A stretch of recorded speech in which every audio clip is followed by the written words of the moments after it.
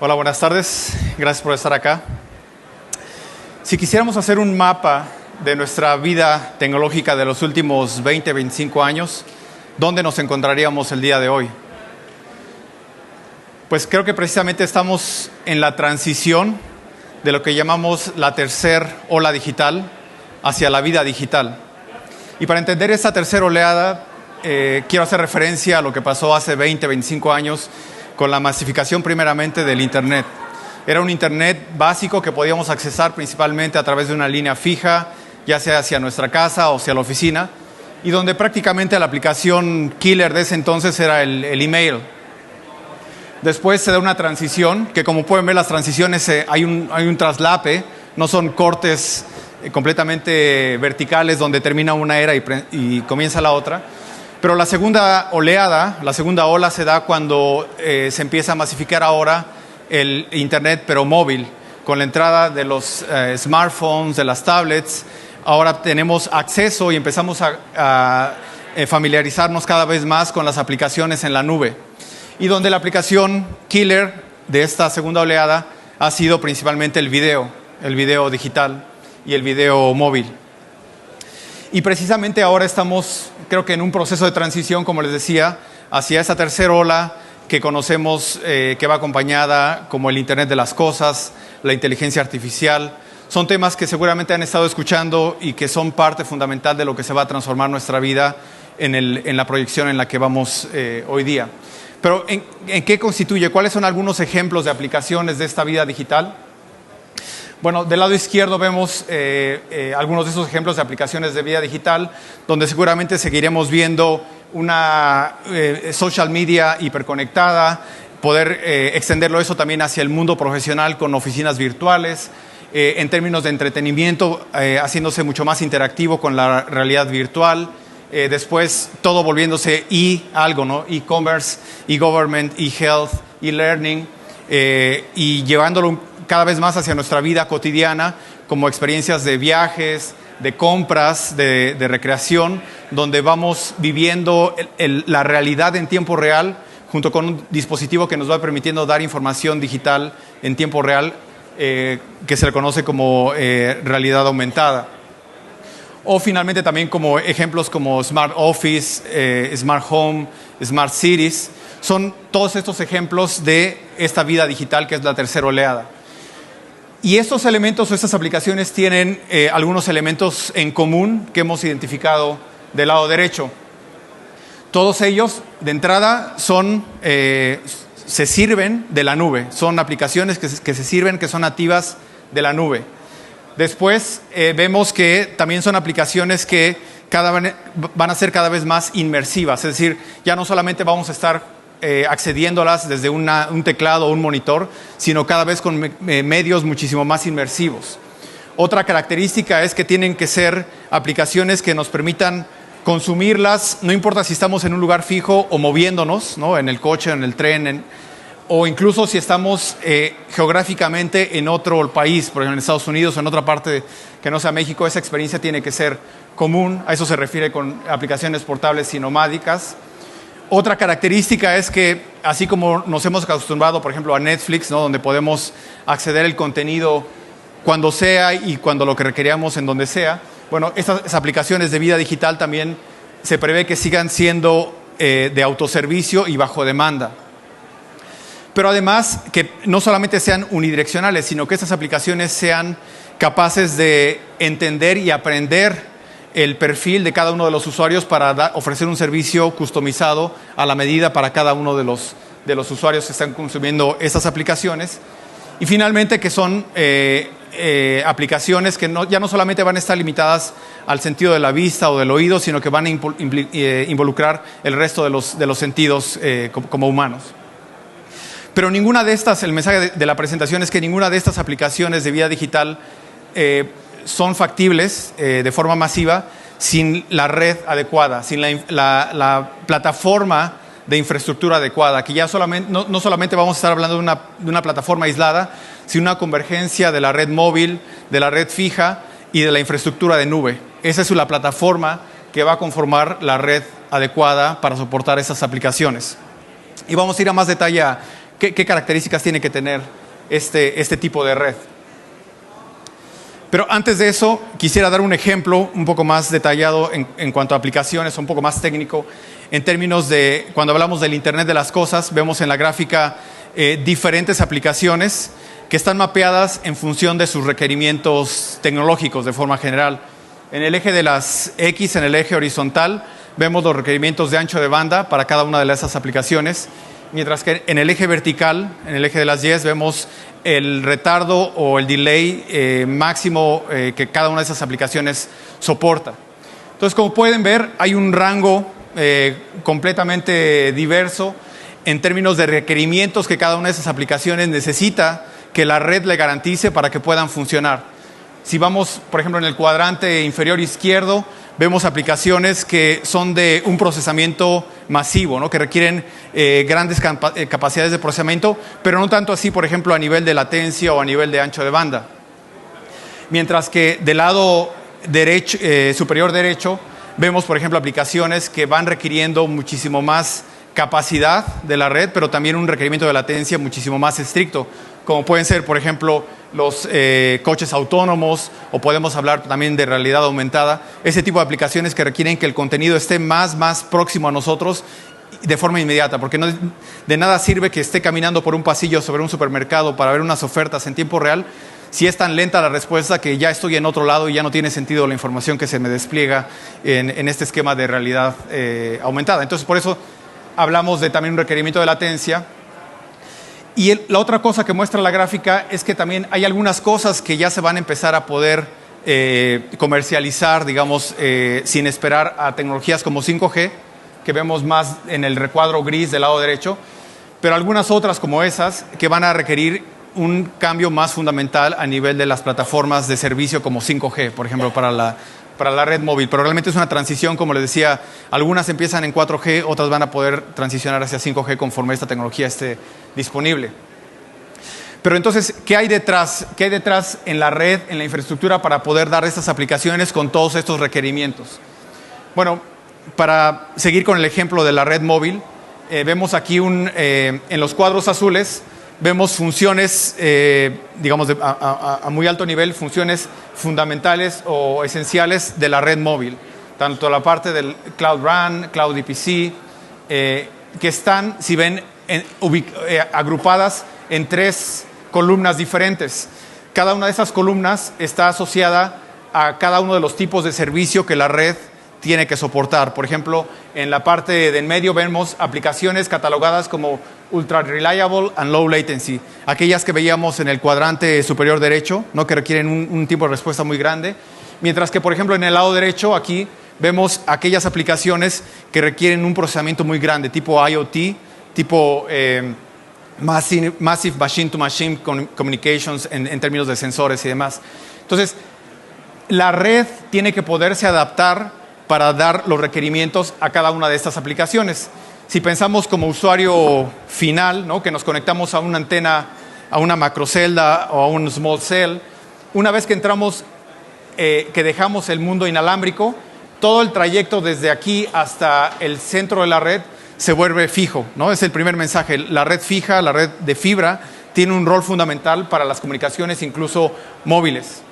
La ubicación de cada una de estas funciones, la tendencia es que va a dejar de ser una ubicación fija, como una función de red fija, un equipo definido por hardware, sino cada uno de estos bloques se está virtualizando, se está volviendo una función de software que con esta característica puede ser movida más cerca del usuario, como el ejemplo que veíamos aquí de las comunicaciones de ultra alta confiabilidad y baja latencia, mientras que otras aplicaciones que no requieren esa cercanía con el usuario, esas mismas funciones pueden ser movidas más hacia los centros de procesamiento de gran escala para precisamente hacer un uso más eficiente de la infraestructura de procesamiento. Y esta infraestructura de procesamiento precisamente son los data centers. Los data centers son las centrales del futuro, donde todas estas funciones de red van a estar alojadas en estos centros de datos, comunicados a través de una red de fibra, una red de packet optical convergente, Y precisamente esta flexibilidad de que estas funciones de red móvil ahora sean software nos permite alojar algunas de ellas en un data center de Edge, por ejemplo, más cerca del usuario, o algunas otras para atender a otros usuarios diferentes más hacia un data center de core. Entonces, esa flexibilidad de poder mover funciones de red en data centers en diferentes puntos da una economía de escala para los operadores para poder cubrir todas estas demandas y que sean realmente rentables, ¿no? No estaríamos pensando, creo que nadie en la industria está pensando en construir 3 redes diferentes para atender cada uno de estos segmentos diferentes, ¿no? Sino son una misma red que está particionada de forma lógica en un concepto que se le denomina, por ejemplo, network slicing, donde cada rebanada de la red puede ser definida por software, alojando funciones virtuales en diferentes centros de datos que están conectados entre sí a través de fibra óptica, ejemplificada aquí en esta línea azul. Bueno, entonces estamos pasando de un esquema de data centers centralizado realmente a una arquitectura redefinida de data centers que están formando la red, muchísimo más jerárquica, donde hay data centers macro, hay data centers más mini cloud, más hacia el edge de la red, o incluso micro data centers, como ahora si han escuchado, por ejemplo, los virtual CPEs, que son equipos prácticamente CPEs, pero que contienen también la capacidad de procesamiento o de compute en sí mismos, ¿no? Entonces, la jerarquización para soportar todo ese tipo de aplicaciones se está dando en la forma de construir los data centers y interconectarlos. Entonces, si ponemos ahora en perspectiva estos conceptos, vemos primeramente que la vida digital, que son las aplicaciones que están encima, ¿no? Las aplicaciones de vida digital, están encima de otras 2 plataformas. La plataforma que hablábamos de servicio, como puede ser 5G, la cual a su vez está encima de una plataforma de infraestructura. Esta plataforma de infraestructura, como decíamos, está convergiendo la red móvil, la red fija y la infraestructura de nube, donde la infraestructura de nube está permitiendo realmente habilitar las funciones de servicio, las funciones de vida digital que hoy día viven de forma desagregada, o la tendencia es que vivan de forma desagregada a lo largo de toda la red. Es decir, como un sistema integrado, autónomo, pero que no está todo en un mismo sitio de la red, no está todo centralizado, sino hay varias funciones de una misma arquitectura, de un mismo sistema, que están algunas funciones más hacia el centro de la red, otras más hacia el edge y otras más hacia el acceso. Entonces, la flexibilidad de crear un tejido de nube como parte de una infraestructura de red es la clave para las redes nativas de nube. Es decir, las centrales del futuro, como decíamos, dejan de ser las centrales telefónicas tradicionales construidas con equipos de funciones fijas, sino ahora un set de servidores interconectados formando diferentes clústeres a manera, digamos, de un pizarrón en blanco, ¿no? Que puede ser borrado y redibujado conforme las demandas así lo requieran. Ya no son más funciones estáticas o fijas. Otra característica de este tejido de nube, además de la infraestructura como tal de nube con los data centers, es la capacidad de interconectarlos a través de una red de fibra óptica, precisamente donde ya no solamente la interconexión de centros de datos se da a nivel de core, sino también se está moviendo hacia el edge y hacia el acceso. Vamos a ver más adelante que hay proyecciones donde estas capacidades que antes veíamos exclusivamente del core están cada vez más cerca del edge, ¿no? Estamos hablando de capacidades ya no solamente de 100 gigas, 200 gigas, 400 gigas, 1 tera, que dejan de ser exclusivas de la parte core. Realmente se está redibujando o redefiniendo los requerimientos de la interconexión de centros de datos, que son la base o el soporte de esas aplicaciones de la vida digital. Además, este ancho de banda del que hablamos, que tiene que poder escalar a estos niveles, no solamente tiene que poder escalar, sino tiene que ser mucho más flexible, mucho más maleable.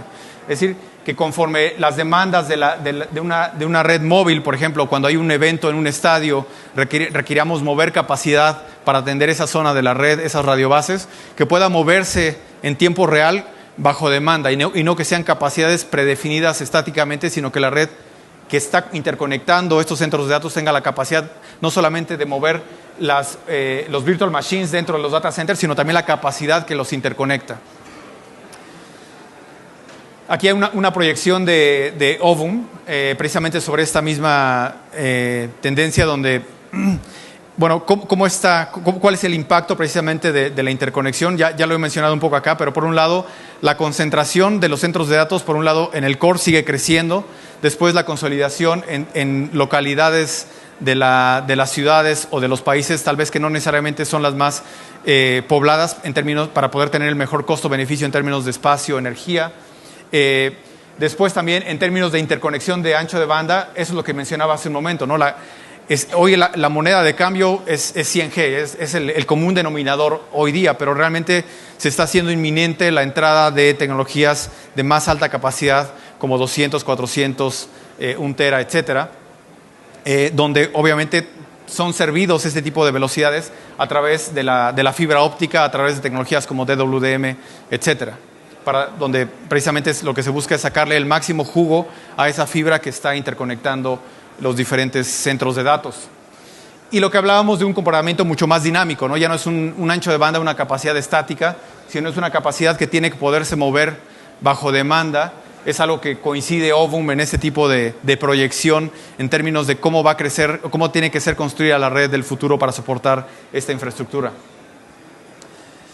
En términos de proyección de inversión de mercado, bueno, también de Ovum vemos aquí una referencia, una proyección hacia el 2020, donde estamos viendo el mayor espacio de crecimiento para esta interconectividad de centros de datos. Se da principalmente en las zonas metro. Bueno, el área de mayor crecimiento es la parte metro, también obviamente el backbone, pero la parte metro que va acompañado con esa idea de que la jerarquización de la nube se va extendiendo más hacia el edge de la red, más hacia la parte metro. Es ahí donde se prevé que el crecimiento de la interconexión de centros de datos sea muchísimo mayor en los próximos años.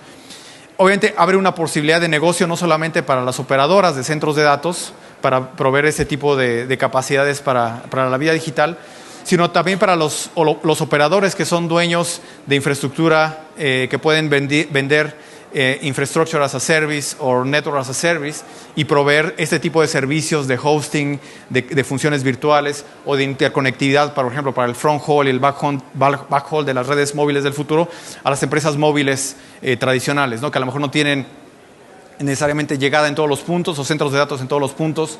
Ese es un área de negocio donde algunas empresas a nivel mundial están viendo una oportunidad también de extensión de negocio para la interconexión de centros de datos y de utilizar sus propios centros de datos para alojar funciones virtuales, por ejemplo, de la red móvil. Para finalizar, bueno, quisiera resaltar 3 pilares en los que Ciena está innovando precisamente para soportar las redes nativas de nube del futuro. Por un lado, en la parte óptica, Ciena continúa innovando en módems que permiten llegar a estas capacidades en tecnología de óptica, que permite llegar a capacidades ya no solamente obviamente de 100 gigas, sino 200, 400, 1 tera de forma muy flexible, porque un mismo hardware puede modularse de forma dinámica para llegar a estas capacidades y maximizar el uso de la fibra óptica.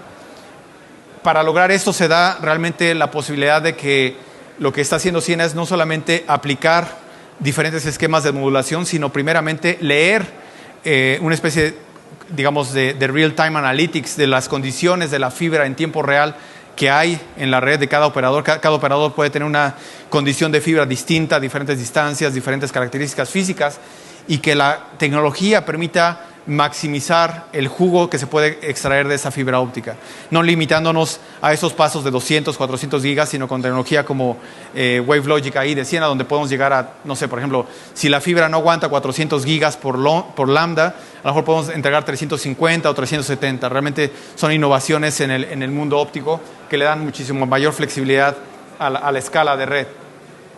A nivel de paquetes, obviamente como el Ethernet como mecanismo de transporte por excelencia para interconexión de centros de datos, soportando la infraestructura IP, que cada vez se está virtualizando más. Ha empezado con la virtualización de las funciones IP más hacia el acceso, pero se prevé que también pueda ser virtualizada más hacia funciones más de core en el futuro. Y a nivel de software, la extensión de SDN fuera del data center para poder orquestar todas estas funciones físicas y virtuales que conforman la red del futuro de la vida digital, es un elemento fundamental también de la innovación de Siena. La orquestación, la automatización permite conectar ese mundo nuevo virtual con el mundo existente legacy de una forma eficiente, permite crear estas rebanadas que hablábamos en el ejemplo de 5G para poder segmentar la red por diferentes use cases, para aquellos que requieren muy baja latencia, para aquellos que requieren un procesamiento masivo en la misma red. Todo eso se da a nivel de software, a través del cerebro que coordina las funciones que tienen que entrar en acción en función del segmento de aplicación que se quiere cubrir.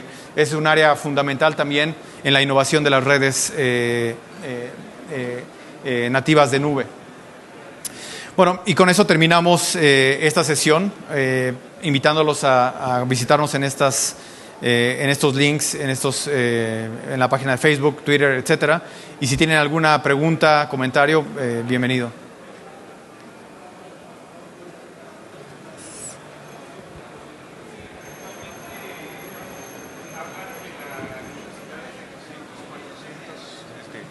Hablas acerca de las velocidades de 100, 200, 400. ¿Quiénes han desarrollado ya y tienen productos en el mercado para equipos digamos, de gama media, no para la parte fuerte de telecomunicaciones o una infraestructura de carrier que puedan soportar esas velocidades? Cisco o sí existen o todavía están en etapa de pruebas? Bueno, Siena es una de las compañías principales innovando a este nivel, pero bien comentabas, está mucho en función de qué parte de la red quieres cubrir, claro. ¿No? Siena tiene tecnologías que pueden cubrir aplicaciones submarinas, ¿no? Que conectan Brasil con Estados Unidos, claro. Con altas capacidades a través de fibras submarinas de un solo salto, por ejemplo, o sea, hablando de 100, 200 gigas sin problema. U otras aplicaciones, como decíamos, donde la nube se va yendo más hacia el acceso. Las redes metropolitanas, las redes regionales, hoy día ya pueden hacer uso de tecnologías como 400 gigas. Se están haciendo pruebas a nivel de 1 tera, por ejemplo, también, a este nivel. Sí. Y a nivel de menor escala o de menor distancia, pero que también requieren una escala importante, se empiezan a hablar de tecnologías, por ejemplo, para el front haul, acompañadas con DWDM, precisamente para poder soportar este nivel de escala para las redes móviles del futuro, 4G, 5G, etcétera. Entonces, Siena también está innovando en ese rubro. Sí, mira, otro rubro es la comunicación entre clústeres de un data center. Okay. Por ejemplo, se tiene Mightynet, que hay tecnologías que dan 40, 56, 120 gigas y con cables de cobre a distancias muy cortas y con muy baja latencia, que es como una ventaja respecto de Ethernet. Okay. ¿Ustedes están viendo también hacia esa parte o nada más hacia la intercomunicación entre centros de datos?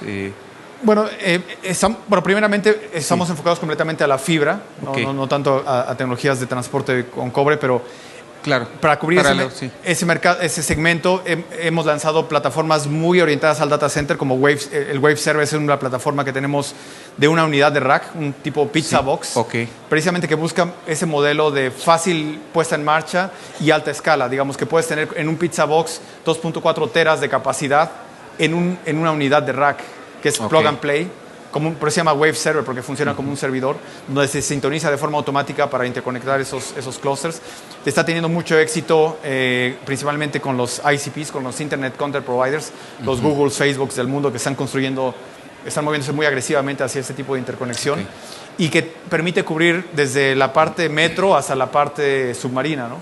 Precisamente con tecnología WaveLogic, que comparten todas las plataformas, que permiten sintonizar vía software con el mismo hardware. Si lo vas a utilizar para una aplicación metro, vas a utilizarla al máximo a nivel de capacidad a 400 gigas por canal, pero únicamente vas a utilizarla, no sé, a 100 kilómetros. Pero esa misma plataforma la puedes decir, no, ahora quiero cambiar la perilla y a lo mejor le voy a bajar la capacidad de 100 gigas, pero voy a llegar a 10,000 kilómetros. Claro. Entonces, ese trade-off entre capacidad y distancia es algo que se está haciendo ya a día a nivel de software para darles esa flexibilidad. Está padre, ¿no? Porque entonces ya estás jugando con distancia contra velocidad, ¿no? Está bien. Y donde no se predefine, como antes hacía la ingeniería, ¿no? Decir, bueno, pásame tus requerimientos, tus características de la fibra, donde en función de la atenuación, latencia, etcétera, se hace un diseño que queda predimensionado a la vida final del sistema, ¿no? En este caso, como tiene real-time analytics de poder leer en tiempo real, con aplicaciones encima de estas plataformas se pueden decir, bueno, con las condiciones que hoy día tienes en la red puedes habilitar 50 canales más de 200 gigas, o no, como tienes estas características, lo máximo a lo que puedes llegar son 40 gigas o 10 gigas o 200 gigas, ¿no? O sea, este real-time analytics o esta inteligencia está acompañando este tipo de plataformas. O sea, ya manejas todo como un bus global de capacidad y tú juegas cómo manejas toda tu capacidad, ¿verdad? Algo así. Sí, lo haría como una red global donde por cada bus o por cada segmento de red tú puedes tener la garantía que tienes la máxima utilización en ese momento de la capacidad de la fibra. Ok. Gracias. Sí. Gracias. La pregunta viene un poco a modo genérico. Sí. En tu experiencia en nube y todo lo que comentaste de data centers y accesos carriers y todo lo que platicaste, ¿dónde se prevé o dónde piensas tú que está la mayor cantidad de tráfico en un esquema de nube entre data centers del mismo empresa y hacia afuera, hacia los clientes? ¿Dónde podrían estar los posibles cuellos de botella o dónde se da la mayor cantidad de tráfico hacia un esquema de nube con carriers y con acceso hacia distintos puntos del negocio? Sí. Creo que depende un poco de la empresa, o sea, del operador, pero, por ejemplo, en los famosos ICP se están construyendo una cantidad de información o de capacidad, en general los operadores a nivel mundial, por ejemplo, en las redes submarinas, ¿no? Para traer el contenido más cerca de los usuarios. Pero después, ahí es un área que está creciendo muchísimo. Y después, con tecnologías de poner el contenido más cerca de los usuarios, se crean centros de caching, por ejemplo, para alojar esos contenidos más cerca de los usuarios y descargar la conectividad, por ejemplo, de las redes de mayor distancia, ¿no? Que el contenido esté mucho más cerca del usuario, pero entonces crea un empuje de demanda hacia la parte metro y acceso, que yo creo que es donde va a venir el boost más importante en términos de capacidad, precisamente porque si el contenido ya está de cierta forma localizado en estas secciones de la red, bueno, el reto ahora es cómo llevarlo hacia los usuarios finales. Y por eso está haciendo, por ejemplo, mucha innovación también para la parte de front haul, el back haul, que es la parte de acceso que se está previendo que crezca de una forma exponencial para soportar ese tipo de capacidad. Gracias.